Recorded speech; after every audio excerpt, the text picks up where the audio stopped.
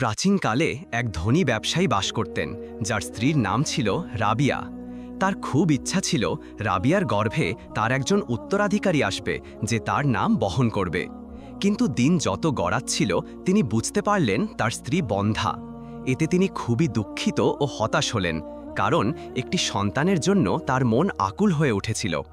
অনেক ভেবেচিন্তে তিনি সিদ্ধান্ত নিলেন আরেকজন বিয়ে করবেন, যাতে তার বাবা হওয়ার স্বপ্ন পূর্ণ হয়। তিনি জুম্মানা নামের এক মেয়েকে বেছে নিলেন। জুম্মানা ছিল যেমন অপরূপা, তেমনই ছিল তার চরিত্র। ধার্মিক, বিনয়ী আর বাধ্য ছিল সে, তাই তার কাছে জুম্মানা ছিল এক আদর্শ স্ত্রী।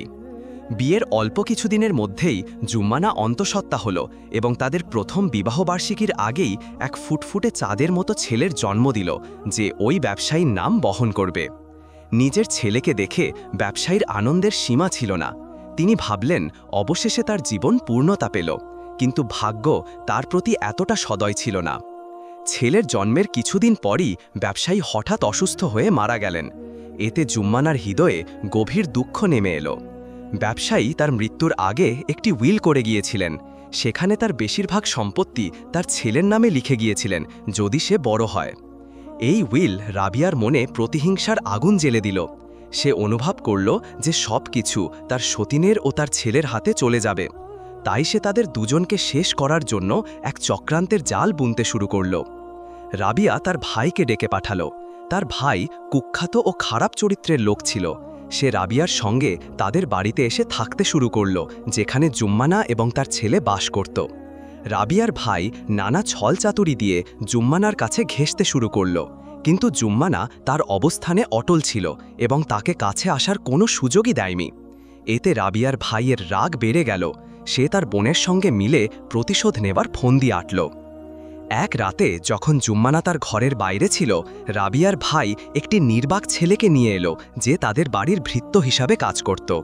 রাবিয়া আর তার ভাই মিলে তাকে এত মারল যে সে জ্ঞান হারিয়ে ফেলল। তারপর তারা তাকে জুম্মানার বিছানার নিচে লুকিয়ে রাখল। জুম্মানা ঘরে ফিরে আসার পর রাবিয়া হঠাৎ চিৎকার করতে করতে রাস্তায় বেরিয়ে এলো।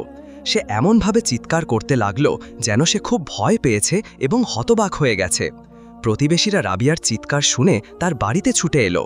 রাবিয়া কাঁদতে কাঁদতে বলল, জুম্মানা তাদের অনুপস্থিতিতে একটি ছেলের সঙ্গে অনাচারে লিপ্ত হয়েছে। সে তার মৃত স্বামীকে সম্মানও জানায়নি। প্রতিবেশীরা এই কথা শুনে হতবাক হয়ে গেল। তারা দ্রুত জুম্মানার ঘরে ছুটে গেল এবং ক্ষোভে তাকে জিজ্ঞাসা করতে লাগল, ছেলেটি কোথায়? জুম্মানা হতবিভল হয়ে গেল এবং তারা কি বলছে তা কিছুই বুঝতে পারল না। নিজেকে নির্দোষ প্রমাণ করার মতো সময় তার কাছে ছিল না, কারণ কিছু লোক ততক্ষণে ঘর তল্লাশি করা শুরু করে দিয়েছিল। হঠাৎ একজন বিছানার নিচে লুকিয়ে থাকা নির্বাক ছেলেটিকে দেখতে পেল। তারা তাকে বাইরে টেনে এনে মারতে লাগল। তারা ভাবল সে দোষী। সে নিজেকে নির্দোষ প্রমাণ করার কোনো সুযোগ পেল না। জুম্মানা তার পরিস্থিতি ব্যাখ্যা করার সুযোগ পেল না। এভাবেই জুম্মানা ও তার শিশুপুত্রকে গ্রেপ্তার করা হলো এবং অনাচার ও বিশ্বাসঘাতকতার অভিযোগে কারাগারে পাঠানো হলো। কারাগারে একজন বিচারক তার সঙ্গে দেখা করতে এলেন। জুম্মানাকে দেখে তিনি তার রূপে মুগ্ধ হয়ে গেলেন। তিনি প্রহরীদের চলে যেতে বললেন এবং বললেন তিনি একা তার সঙ্গে কথা বলবেন। যখন তারা একা ছিল, তিনি জুম্মানাকে বললেন যে তিনি তাকে মুক্তি দিতে পারেন যদি সে তার সব কথা মেনে চলে। কিন্তু জুম্মানা তার প্রস্তাব কঠোরভাবে প্রত্যাখ্যান করল। সে বলল সে সম্পূর্ণ নির্দোষ এবং তার উচিত ন্যায় বিচার করা। জুম্মানার এই উত্তরে বিচারক অপমানিত বোধ করলেন। তিনি জুম্মানা ও তার শিশুপুত্রকে রাজ্য থেকে নির্বাসন দিলেন। শুধু তাই নয়, তাদের সমস্ত সম্পত্তি রাবিয়ার নামে বাজেয়াপ্ত করলেন। জুম্মানার কাছে তার কাপড় ছাড়া আর কিছুই রইল না। তবুও জুম্মানা ধৈর্য ধরে রইল এবং আল্লাহর উপর বিশ্বাস রাখল। সে প্রতি মুহূর্তে আল্লাহর কাছে প্রার্থনা করতে লাগল, যাতে আল্লাহ তাকে এই বিপদ থেকে রক্ষা করেন। সে বিশ্বাস করত তার প্রার্থনা আজ বা কাল আল্লাহ অবশ্যই কবুল করবেন। জুম্মানার দুর্দশা এখানেই শেষ হল না। যে জাহাজে সে নির্বাসিত হয়েছিল, তার ক্যাপ্টেন তাকে দেখে মুগ্ধ হয়ে গেল এবং তাকে নিজের করে নেওয়ার জন্য লোভ করল। সে ভাবল জুম্মানা একা ও দুর্বল। সে তাকে জোর করে তার ইচ্ছার কাছে নতি স্বীকার করাতে চাইল, কিন্তু জুম্মানা তার তীব্র বিরোধিতা করল। এতে ক্যাপ্টেনের রাগ বেড়ে গেল। যখন সে তাকে আক্রমণ করার চেষ্টা করছিল, তার শিশুটি জোরে জোরে চিৎকার করতে লাগল। এতে নাবিকরা ছুটে এলো। ক্যাপ্টেন ভয় পেয়ে গেল যে তার কাজ সবার সামনে প্রকাশ হয়ে যাবে। সে সবার সামনে দাবি করল যে জুম্মানা তাকে প্রলুব্ধ করার চেষ্টা করছিল। সে সবাইকে জুম্মানা থেকে দূরে থাকার জন্য সতর্ক করল। সে বলল যে জুম্মানা একজন খারাপ চরিত্রের মহিলা এবং সবাইকে তার থেকে সতর্ক থাকতে হবে। এভাবেই জুম্মানার দুর্ভাগ্য বাড়তে লাগল। কিন্তু সে আল্লাহর প্রতি আশা হারালো না। সে তার নীতিতে অটল রইল এবং তার প্রতি ঘটে যাওয়া অবিচার ও ষড়যন্ত্রের কাছে আত্মসমর্পণ করতে অস্বীকার করল। ক্যাপ্টেন আরও নিষ্ঠুর হয়ে উঠল এবং জুম্মানা ও তার সন্তানকে একটি ছোট নৌকায় সমুদ্রে ফেলে দেওয়ার নির্দেশ দিল। জুম্মানা তাকে অনুরোধ করল যে অন্তত শিশুটিকে জাহাজে রেখে দিতে, কিন্তু কোনো নাবিক তার কথায় কান দিল না। এভাবেই তারা মা ও ছেলেকে সমুদ্রে তাদের অন্ধকার ভাগ্যের মুখোমুখি ছেড়ে দিল। 2 দিন ধরে জুম্মানা ঢেউয়ের মধ্যে ভেসে বেড়াচ্ছিল, কিন্তু সে জানত না সেই নৌকাটি কোথায় যাচ্ছে। নৌকাটি তাকে একটি উপকূলীয় গ্রামের তীরে নিয়ে গেল। জুম্মানা ক্ষুধার্ত ও ক্লান্ত ছিল, কিন্তু সে কোনো মতে নিজেকে সামলে নিল। সে তার সন্তানকে কোলে তুলে নিল এবং বালির উপর দিয়ে ধীরে ধীরে হাঁটতে লাগল। একসময় সে ক্লান্ত হয়ে মাটিতে পড়ে গেল। জুম্মানা জানত না যে জাহাজ থেকে তাকে ফেলে দেওয়া হয়েছিল সেটি এক ভয়াবহ ঝড়ের কবরে পড়ে ডুবে গিয়েছিল। আল্লাহ তার রহমতে তাকে এমন এক দুর্ভাগ্য থেকে রক্ষা করেছিলেন যা প্রথমে তার কাছে এক ভয়াবহ ঘটনা মনে হয়েছিল, কিন্তু আসলে এটি ছিল তার ধৈর্যের এবং বিশ্বাসের জন্য আল্লাহর পক্ষ থেকে এক আশীর্বাদ। ঠিক সেই মুহূর্তে একজন জেলে জুম্মানা ও তার সন্তানকে উপকূলে পড়ে থাকতে দেখতে পেল। সে তাদের নিজের বাড়িতে নিয়ে গেল। তার স্ত্রী তাদের সেবা যত্ন করে সুস্থ করে তুলল। জুম্মানা সুস্থ হওয়ার পর একদিন জেলের স্ত্রী বাড়িতে ছিল না। জেলে জুম্মানার সৌন্দর্য দেখে মুগ্ধ হয়ে উঠল এবং দরজা বন্ধ করে তার দিকে এগিয়ে গেল। জুম্মানা তার এমন আচরণ দেখে অবাক হয়ে গেল এবং তাকে কঠোরভাবে প্রত্যাখ্যান করল। এতে জেলে রেগে গেল এবং বলল যে সে ও তার সন্তানকে সেই বাঁচিয়েছে।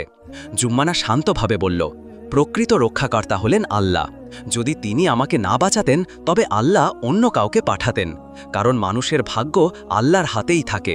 সে আরও বলল যে তার জীবনের সব সমস্যাই এক পরীক্ষা, আর তার এই কাজও তার জন্য এক পরীক্ষা। সে যদি তার প্রতি দয়া করে তবে আল্লাহ তাকে পুরস্কৃত করবেন, আর যদি সে অন্যায় করে তবে সে নিজেই ক্ষতিগ্রস্ত হবে। জেলের রাগ আরও বেড়ে গেল। সে জুম্মানা ও তার সন্তানকে ঘর থেকে টেনে বের করে দিল এবং সেই নৌকায় তুলে দিয়ে আবার সমুদ্রে ঠেলে দিল। জুম্মানা তার ছেলের জন্য কাঁদতে লাগল, কিন্তু জেলের মন পাথর হয়ে গিয়েছিল। সে তাদের ঢেউয়ের মধ্যে ভাসিয়ে দিল। প্রবল বাতাসে নৌকাটি সাগরের গভীরে চলে যাচ্ছিল। জুম্মানা কাঁদতে কাঁদতে তার সন্তানকে বুকে জড়িয়ে ঘুমিয়ে পড়ল। সে আল্লাহর কাছে প্রার্থনা করতে লাগল যেন তিনি তাদের রক্ষা করেন। আবারও 2 দিন ভরে সে সমুদ্রে ভেসে বেড়াচ্ছিল। ঢেউ তাকে এক পরিত্যক্ত দ্বীপে নিয়ে গেল।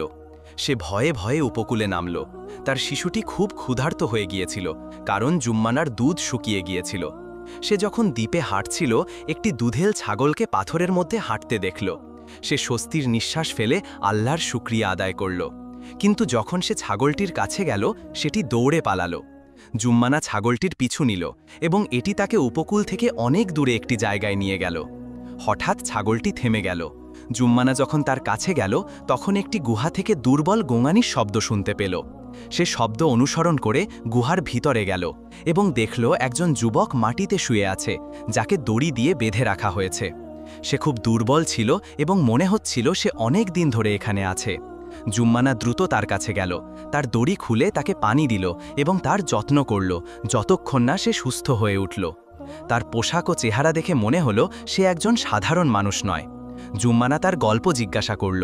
যুবকটি বলল যে সে একজন ধনী ব্যবসায়ী, তার নাম সাওয়ান। সে সেই রাজ্য থেকেই এসেছে যেখানে জুম্মানা থাকত। সে বলল যে তার চাচাতো ভাই তার সঙ্গে বিশ্বাসঘাতকতা করেছে, কারণ সে তার ধন সম্পদের লোভ করেছিল। সে তাকে অপহরণ করে নির্যাতন করেছিল এবং এই নির্জন দ্বীপে ফেলে দিয়েছিল যাতে সে ধীরে ধীরে মারা যায়। সাওয়ান কৃতজ্ঞতা ভরা চোখে জুম্মানার দিকে তাকাল এবং তাকে বাঁচানোর জন্য আন্তরিকভাবে ধন্যবাদ জানাল। জুম্মানা শান্তভাবে হাসল এবং বলল যে প্রকৃত রক্ষাকর্তা হলেন আল্লাহ এবং সে শুধুমাত্র একটি মাধ্যম ছিল। সে আরও বলল যে তার জীবনের সব ঘটনা ছিল এক নিয়তির খেলা যা আল্লাহ তাকে বাঁচানোর জন্য সাজিয়েছিলেন। সাওয়ান জুম্মানাকে তার ব্যাপারে জিজ্ঞাসা করল। জুম্মানা তাকে তার সব কিছু খুলে বলল। ব্যবসায়ী জুম্মানার গল্প শুনে আবেগপ্রবণ হয়ে পড়ল। সে আল্লাহকে তার জীবন বাঁচানোর জন্য এবং জুম্মানার সঙ্গে তাকে মিলিয়ে দেওয়ার জন্য শুকরিয়া জানাল। সে রাজ্যে ফিরে যাওয়ার সিদ্ধান্ত নিল। সে জুম্মানা যে নৌকা দিয়ে এসেছিল সেটি মেরামত করল এবং তাতে পাল লাগিয়ে দিল। তারপর সে উপযুক্ত সময়ের জন্য অপেক্ষা করল, যখন বাতাস রাজ্যের দিকে বইছিল। সে জুম্মানা, তার সন্তান এবং ছাগলটিকে নিয়ে নৌকায় উঠল। তারপর তারা তাদের দেশের দিকে যাত্রা শুরু করল। যখন সাওয়ান রাজ্যে পৌঁছাল, তার চাচাতো ভাই তার জন্য একটি শোকসভার আয়োজন করেছিল। সে মিথ্যা কেঁদে সবাইকে বলেছিল যে সাওয়ান সমুদ্রে ডুবে মারা গেছে এবং সে নিজেই তার মৃত্যু দেখেছে। যখন সে মানুষের সামনে বক্তৃতা দিচ্ছিল, তখন পিছন থেকে একটি জোরালো কণ্ঠ তাকে থামিয়ে দিল। সবাই হতবম্ব হয়ে দেখল যে সাওয়ান তাদের সামনে জীবিত দাঁড়িয়ে আছে এবং সে সরাসরি তার চাচাতো ভাইয়ের দিকে তাকিয়ে আছে। সাওয়ানের চাচাতো ভাই ভয়ে জমে গেল। সাওয়ান তাকে বেশি সময় দিল না, কারণ সে পুলিশকে তার পুরো গল্প বলেছিল এবং তাদের সঙ্গে নিয়ে এসেছিল। পুলিশ তাকে গ্রেফতার করল। মানুষেরা সাওয়ানের ফিরে আসায় খুবই আনন্দিত হল এবং তাকে ফিরে পাওয়ার জন্য চিৎকার করতে লাগল, কারণ সে তার রাজ্যবাসীর কাছে খুবই প্রিয় ছিল এবং তার মৃত্যুর খবরে সবাই দুঃখিত হয়েছিল। যখন তারা তাকে জীবিত দেখল, তখন যেন তাদের প্রাণ ফিরে এলো। সবকিছু স্বাভাবিক হওয়ার পর সাওয়ান সবার সামনে জুম্মানাকে বিয়ের প্রস্তাব দিল। জুম্মানা তার কথায় এতটাই আবেগপ্রবণ হয়ে পড়ল যে তার চোখে জল চলে এলো, কিন্তু সে একটি শর্ত দিল। সে সবার সামনে তার নির্দোষিতা প্রমাণ করতে চাইল। সাওয়ান সঙ্গে সঙ্গে রাজি হয়ে গেল। সাওয়ানের সঙ্গে রাজার ভালো সম্পর্ক ছিল।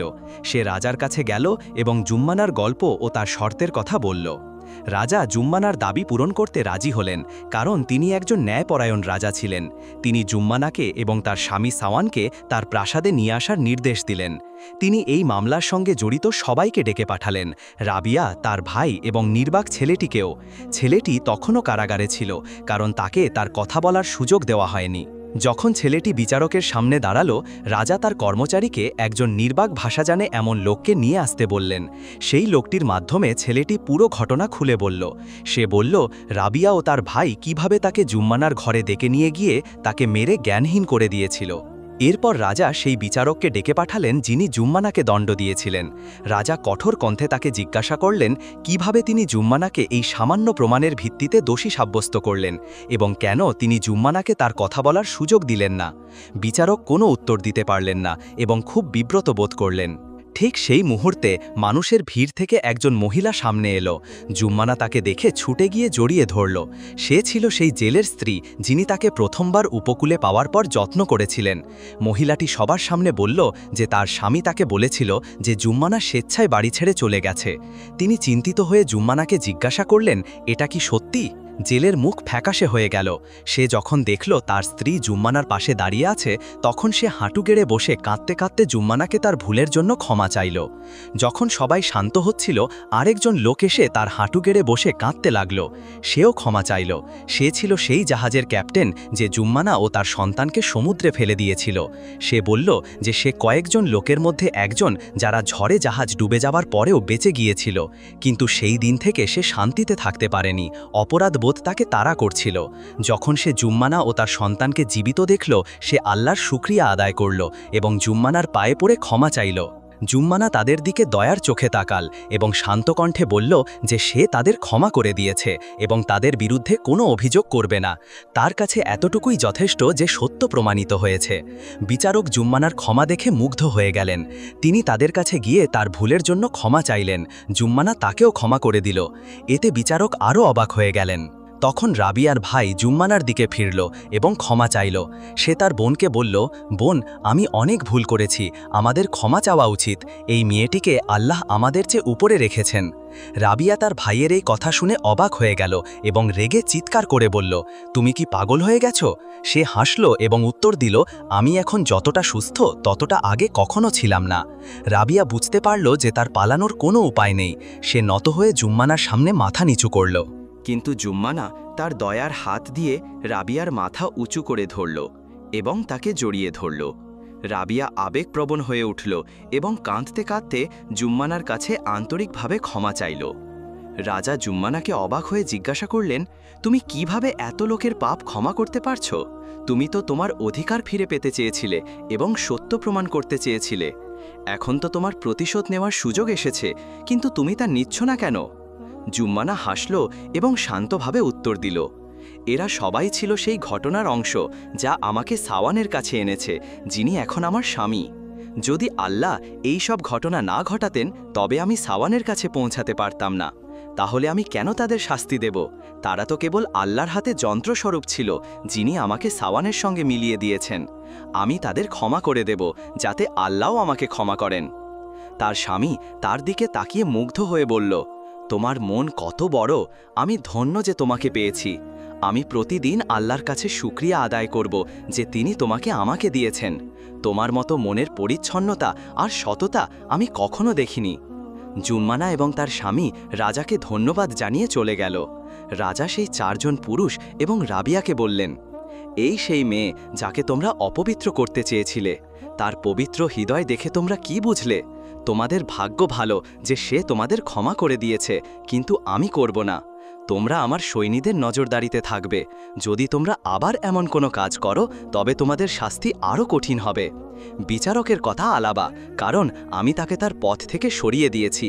সে আর কখনো বিচারকের আসনে বসতে পারবে না, কারণ তার এমন কাজ তার পদের সঙ্গে মানায় না। সবাই সেদিন এমন এক শিক্ষা পেল যা তারা সারা জীবন মনে রাখবে এবং ভবিষ্যতে তারা আর কখনো এমন ভুল করেনি। জুম্মানা তার স্বামী সাওয়ানের সঙ্গে একজন রাজকন্যার মতো জীবন কাটালো। তার সমস্ত আনন্দ, সুখ আল্লাহর প্রতি আরও বেশি আনুগত্য এবং কৃতজ্ঞতার কারণ হয়েছিল। গল্প এখানেই শেষ। আশা করি গল্পটি আপনার ভালো লেগেছে।